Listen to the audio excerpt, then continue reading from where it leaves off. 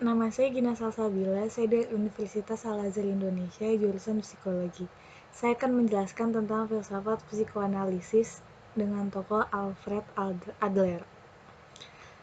Alfred Adler adalah seorang psikolog, dokter terapis, sekaligus pendiri awal aliran psikologi individual. Ia menekankan terhadap pentingnya perasaan inferior dianggap elemen penting dalam yang mengembangkan teori psikologi individual. Alfred Adler menganggap manusia adalah individu utuh, bukan seperangkat elemen. Adler adalah orang pertama yang menekankan pentingnya elemen sosial dalam mengatur proses individual dan yang membawa psikiatri pada komunitas psikolog. Sebuah survei dari Review of General Psychology meletakkan Adler pada peringkat 67 sebagai psikolog yang teorinya paling banyak dikutip di abad 20. Teorinya, menurut Adler, makhluk hidup adalah suatu kesatuan sosial yang tidak dapat dipisahkan.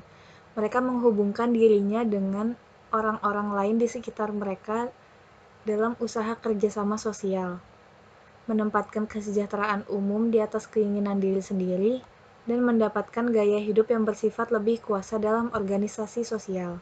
Adler memiliki sumbangan pemikiran yang besar, yaitu pertama, penekanan determinan sosial dari tingkah laku. Kedua, konsep tentang mengkreatifkan diri. Dan ketiga, penekanan pada ciri khas dari masing-masing kepribadian. Adler mengembangkan pokok-pokok pikirannya sehingga menjadi ciri khusus dari pemikiran Adler, yaitu fictional finalism atau tujuan hidup, dorongan keakuan, perasaan rendah diri, dorongan kemasyarakatan, gaya hidup, dan juga daya kreatif. Prinsip teori kepribadian Alfred Adler yang pertama adalah prinsip teori kepribadian rasa rendah diri. Adler meyakini bahwa manusia dilahirkan dengan perasaan rendah diri. Perasaan rendah diri ini bermula dari anak-anak yang tidak bisa melakukan tindakan orang dewasa. Pada prinsipnya, individu ingin menyaingi kekuatan dan kemampuan orang lain. Apabila di tahapan ini, individu merasa lemah dan kurang dalam meraih kemampuan di atasnya, maka akan muncul rasa rendah diri di tahapan perkembangan berikutnya. Setiap individu berusaha untuk melakukan kompensasi terhadap kelemahannya dalam segala hal. Kompensasi ditentukan oleh gaya hidup dan usaha mencapai kesempurnaan atau superior. Selanjutnya adalah prinsip teori kepribadian superior. Superior diartikan sebagai usaha untuk mencapai kekuatan diri. Adler beranggapan bahwa manusia adalah makhluk yang agresif dan harus selalu agresif bila ingin mencapai kesuksesan. Manusia menginginkan kekuatan dan mengharapkan kesempurnaan. Dorongan untuk menjadi superior ini bersifat universal dan tidak mengenal batas waktu.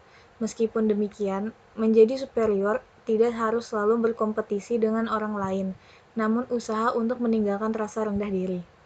Selanjutnya, prinsip teori kepribadian gaya hidup. Usaha individu untuk mencapai superioritas memerlukan cara-cara tertentu yang disebut sebagai gaya hidup.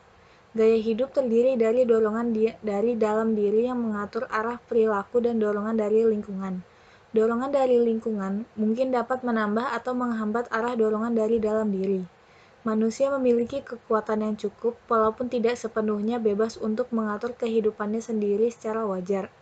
Gaya hidup manusia tidak ada yang identik sama, dan seringkali menentukan kualitas interpretasi dari terhadap semua pengalaman yang dijumpai. Selanjutnya adalah prinsip teori kepribadian diri kreatif. Diri yang kreatif adalah penggerak utama tingkah laku, yakni membuat sesuatu yang baru yang berbeda dari sebelumnya. Diri kreatif adalah sarana yang mengolah fakta-fakta dunia dan mentransformasikan fakta tersebut menjadi kepribadian bersifat subjektif, dinamis, menyatu, personal, dan unik karena individu mencipta dirinya sendiri. Selanjutnya adalah prinsip teori kepribadian diri yang sadar. Kesadaran adalah inti kepribadian individu. Manusia menyadari segala hal yang dilakukannya. Ia dapat merencanakan dan mengarahkan perilaku ke arah tujuan yang dipilihnya secara sadar. Pikiran sadar adalah apa saja yang dipahami dan diterima individu dalam membantu perjuangan menjadi sukses dan superior. Selanjutnya adalah teori kepribadian tujuan semu. Masa lalu penting, namun yang lebih penting adalah masa depan. yaitu rencana yang akan dilakukan individu. Tujuan akhir manusia tidak dapat menunjukkan hasil yang nyata akan terwujud, melainkan hanya perangkat semu. Tujuan tersebut adalah semu karena dibuat amat ideal untuk diperjuangkan sehingga mungkin saja tidak dapat direalisasikan. Tujuan semua ini dipisahkan dari gaya hidup. Tujuan semu berisi harapan yang menggerakkan kekuatan tingkah laku manusia. Dan yang terakhir adalah pribadi teori kepribadian minat sosial. Manusia dilahirkan dengan karunia minat sosial yang bersifat universal. Kebutuhan ini terwujud dalam komunikasi dengan orang lain. Proses ini membutuhkan waktu banyak dan usaha yang berkelanjutan. Individu diarahkan untuk memelihara dan memperkuat perasaan minat sosial dengan meningkatkan kepedulian pada orang lain melalui empati dan komunikasi. Sekian, terima kasih.